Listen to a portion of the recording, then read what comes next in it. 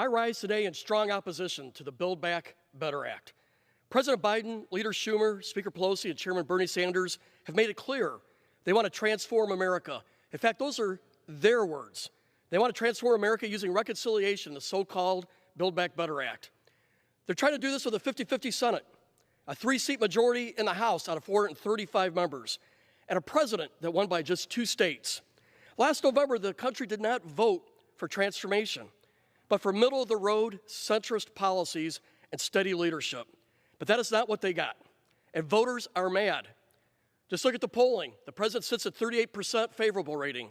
The generic ballot for the House favors Republicans by 11 points, the biggest margin seen in the history of this polling.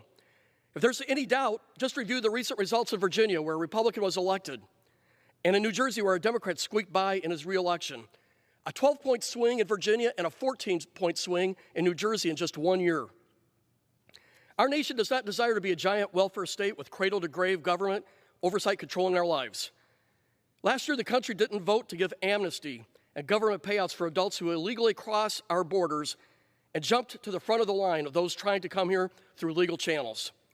The country did not vote to hire 87,000 more IRS agents for auditing everyday Americans to raise $400 billion to pay for their reckless spending spree. We need IRS agents to provide customer service to those still waiting for their tax refunds, sometimes a year late, but not for more audits. Americans didn't vote to raise taxes on a third of the middle class, which is what the left-leaning Tax Policy Center stated is the case. Well, it also found that 2/3 of millionaires will now get a tax break at the same time because of the changes made to the SALT deductions in this bad bill. Americans didn't vote to remove the Hyde Amendment that prevented our tax dollars from paying for abortions. They didn't not vote to remove work requirements for able-bodied adults to receive welfare benefits. Americans did not vote to impede and ban domestic energy and mineral production or to increase our reliance on China and OPEC. Our citizens did not vote to raise taxes on natural gas that Americans use to heat their homes. And we did not vote to undermine our research and discovery of new drugs that can save people's lives. Finally, Americans did not vote to give people earning up to $500,000 tax breaks for buying electrical vehicles. The authors of this legislation have either misjudged or ignored where the country is at on these issues. This legislation is a total transformation, just what the president's saying, but it's a giant welfare state transformation. And for these reasons and many more, I will be voting no on the Build Back Better Act, and I urge my colleagues to do the same. I pray that moderate Democrats will say no.